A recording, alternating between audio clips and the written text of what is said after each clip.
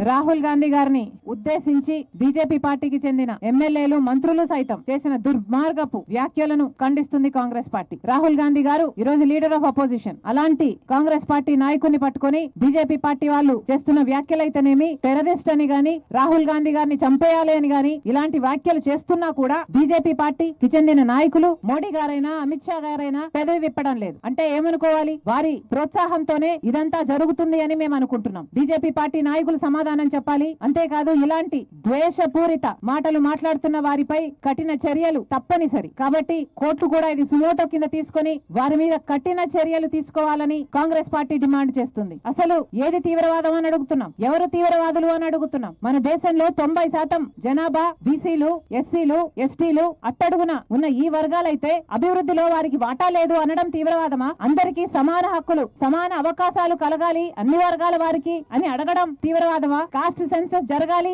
అని అడగడం తీవ్రవాదమా? కేవలం 10% మంది చేతుల్లో దేశానికి సంబంధించిన టాప్ 200 కంపెనీలు, వ్యాపారాలు ఉన్నాయని దేశ ప్రజలలో అవగాహన పెంచడం తీవ్రవాదమా?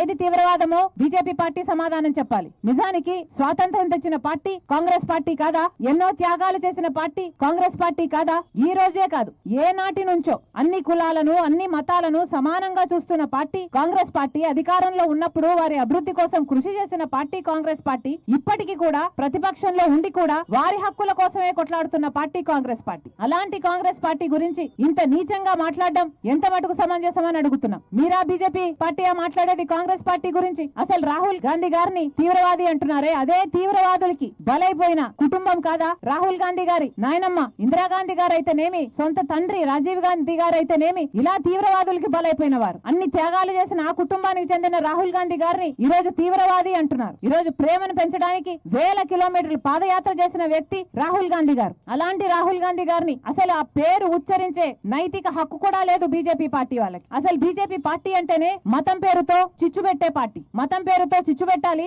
ఆ మంటలో వీళ్ళు చలి కాచుకోవాలి. అదే బీజేపీ పార్టీకి తెలిసిన రాజకీయం. ఒక మతాన్ని అవమానించాలి, ఇంకో మతాన్ని రెచ్చగొట్టాలి. అదే బీజేపీ పార్టీ చేసిన రాజకీయం. ఒక గోత్రాకు కారణం బీజేపీ పార్టీ, మణిపూర్ లో ఘటనలకు కారణం బీజేపీ పార్టీ. ముస్లింలైనా, మాస్కులైనా, క్రిస్టియన్స్నైనా, చర్చిలనైనా ఊచకోత కోసిన పార్టీ బీజేపీ పార్టీ. వీళ్ళ ఉగ్రవాదం గురించి, తీవ్రవాదం గురించి మాట్లాడేది వీళ్ళు కాదా తీవ్రవాదులు? ముస్లింలకు రిజర్వేషన్లు తొలగిస్తామని చెప్తున్నారు. అది తీవ్రవాదం కాదా? అగ్రవర్గాల వాళ్ళకే పెద్దపీట వేస్తుంది బీజేపీ పార్టీ. ఇది తీవ్రవాదం కాదా? వాళ్ళ తొత్తులైన వాళ్ళకి, వాళ్ళ చేతుల్లో ఉన్న వాళ్ళకి కేవలం 10% మంది చేతుల్లోనే దేశ వ్యాపారం, పెద్ద పెద్ద అన్ని కంపెనీలన్నీ వాళ్ళ చేతుల్లో ఉండడం ఇది తీవ్రవాదం కాదా? బీజేపీ పార్టీ సమాధానం చెప్పాలి. అసలు బీజేపీ పార్టీ ఏ రోజు అట్టడుగున ఉన్న వర్గాల కోసం కొట్లాడింది? కాబట్టి ఈ రోజు బీజేపీ పార్టీకి చెందిన ముఖ్యమంత్రుల్లో ఎంతమంది అట్టడుగున ఉన్న వర్గాలకు చెందిన వారు ఉన్నారు? కేంద్ర ప్రభుత్వంలో పెద్ద పెద్ద పోస్టులలో ఉన్న వాళ్ళు ఎస్సీలు, ఎస్టీలు ఎంతమంది ఉన్నారు? బీజేపీ పార్టీకి వీళ్ళ మీద ప్రేమ ఉంటే మరి ఈ వర్గాలకు చెందిన విద్యార్థుల స్కాలర్షిప్లు ఎందుకు తగ్గిస్తున్నారు? దళిత మహిళలు ప్రభుత్వ పథకాల నుంచి లబ్ధి పొందే వాళ్ళ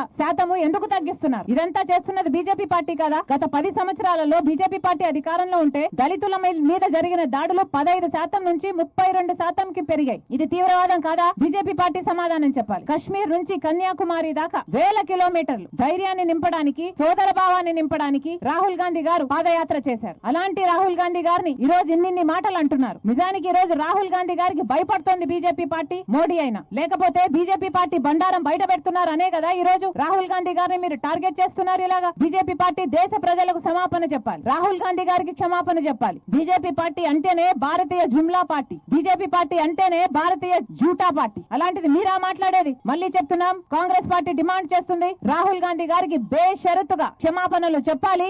ఇలాంటి వ్యాఖ్యలు మళ్ళీ చేయకూడదు. వీళ్ళ మీద కఠినమైన చర్యలు తీసుకోవాలని కాంగ్రెస్ పార్టీ డిమాండ్ చేస్తుంది.